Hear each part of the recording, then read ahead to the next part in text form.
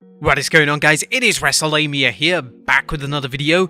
And with Smackdown airing on FS1 instead of Fox due to the baseball playoffs, did the WWE phone in last night's edition of the Blue Brand? Well, join us now as Wrestlelamia looks at this week's edition of Smackdown, as well as the wildest news stories and rumors you need to know, including Lars Sullivan exposed on social media, Paul Heyman wants to wrestle, Jim Ross selling cannabis, and much more. Be sure to subscribe and hit that notification bell for daily wrestling videos, and follow us on Facebook for exclusive lists. Now, as always, we won't recap the whole show, but just give you the good, the bad, and the downright ugly. As always, we start off with the good as number 1, Pat's a riot. And last night's interaction between Michael Cole and Pat McAfee was a laugh out loud enjoyable. McAfee, who never holds back, whether it's calling it like he sees it or having fun with the fans, and wrestlers needle Cole big time, providing some laugh out loud moments for those watching at home.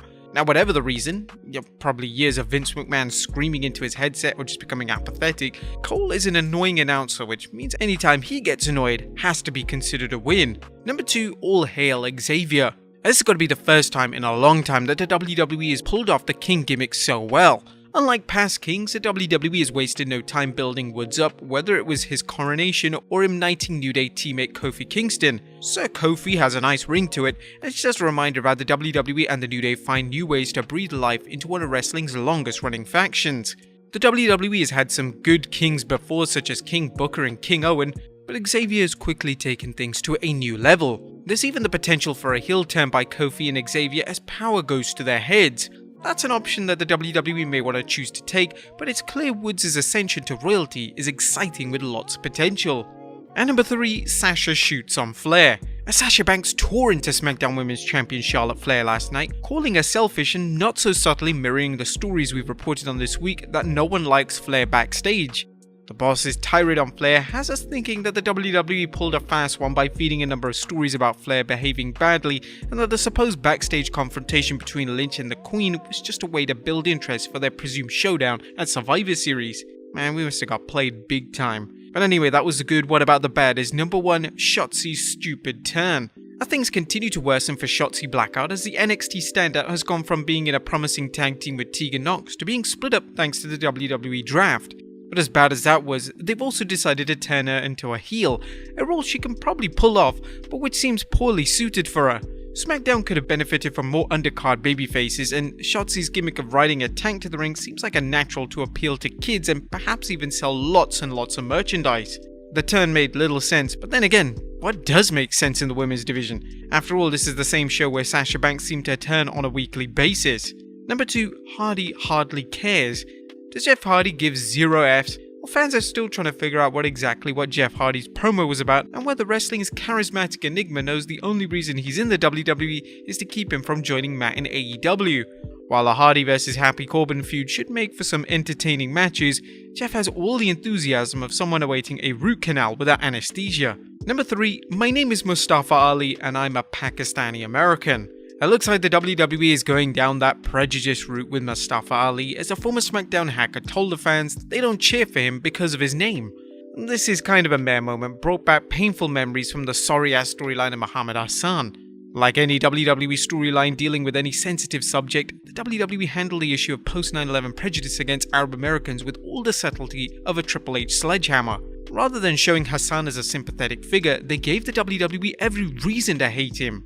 Now, we won't bother wondering why the WWE's endgame is, because it's doubtful they have one. Instead, it's just another example of how the promotion has no idea what to do with its many talented but underutilized stars. And number 5, no Roman makes SmackDown sad. A Roman Reigns' absence was definitely felt on last night's SmackDown, as a tribal chief was nowhere to be found on the Blue Brand, despite the WWE advertising him. While we have said that the WWE needs to change things up with Roman to avoid falling into the missionary position pitfall, a quick promo would have been a good way to satisfy his many fans. Even something quick like Roman mocking Brock Lesnar for getting suspended and proclaiming it was his plan all along that could have furthered the storyline of Lesnar versus Reigns, as well as showing Reigns as the cold, calculating champion that he's become. Now, there could be any number of reasons why the head of the table passed on appearing on SmackDown, but it wasn't because he was somewhere else. Reigns worked a tag match alongside the Usos against Drew McIntyre and the Street Profits after SmackDown went off the air. Did the WWE want to give the fans a rare night without Reigns? Was the company and/or Roman concerned that if the ratings dropped too much, it'd look bad? Did they merely make the move on the basis that absence makes the heart grow fonder? Whatever the reason, we hope it doesn't happen again. Now, there was nothing downright ugly of Smackdown last night, and credit to the WWE for not phoning it in since Smackdown was airing on FS1. While this wasn't a super show like the last episode on FS1, it did feature some entertaining segments, particularly Kingston becoming a knight and fantastic match between the Usos and the New Day. The women's division continues to be a mess on the undercard, but really, is that anything new? While the new Mustafa Ali has the potential to turn downright ugly, we're gonna give the WWE time to dig its own grave and see how this goes. But there you have it, folks, the good, the bad, and the downright ugly. What did you guys think of SmackDown last night? Let us know in the comments down below. Now let's move on to the news.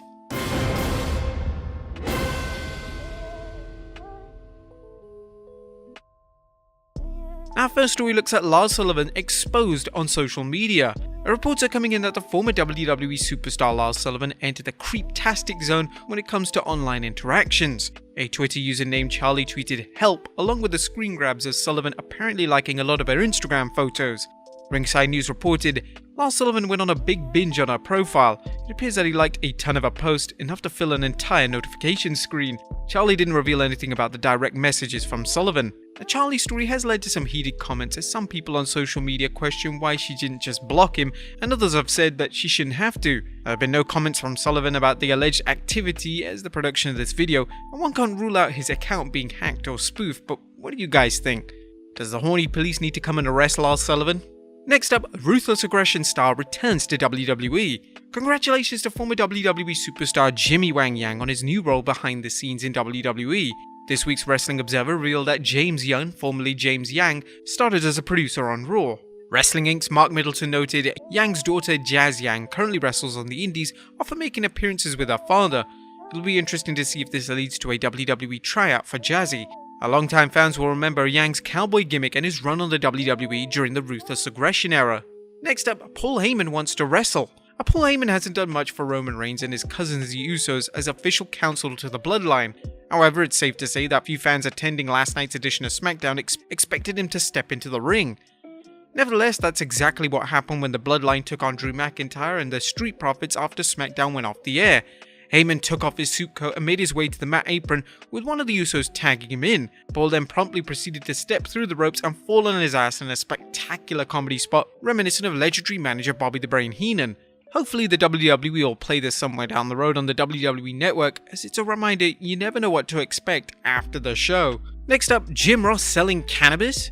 A legendary wrestling announcer, Jim Ross has outside business deals during his wrestling career, including his current line of barbecue sauces. However, good old JR is about to enter the rapidly expanding world of cannabis. Here's what Meltzer had to say, saying, Ross has also bought some land in Oklahoma to open up a weed farm that he, his daughter, his son-in-law and fourth partner will run. My youngest daughter, her husband and I, another guy, a lawyer, are getting ready to start a cannabis farm, Ross said on his podcast. We're looking at the working title of Black Hat Farms. I bought some land in Oklahoma recently for grow houses and all the things. That's gonna be their life. That's a big deal. She's got a great job in marketing. She's not gonna quit that. I wouldn't even let her consider that. So I'm excited about that for my kids. Recreational marijuana use is illegal in Oklahoma at the present time, although marijuana laws are changing all over the country. Oh, good luck to JR and his family. And finally, Lana's new look. And last but not least, former WWE superstar Lana's days as a blonde bombshell appear to be over, well, at least for now. Lana recently updated her look on her Instagram story, with wrestling's ravishing Russian now sporting black hair. What do you guys think of this look? Let us know in the comments down below, and I'll see you next time with some more wrestling content.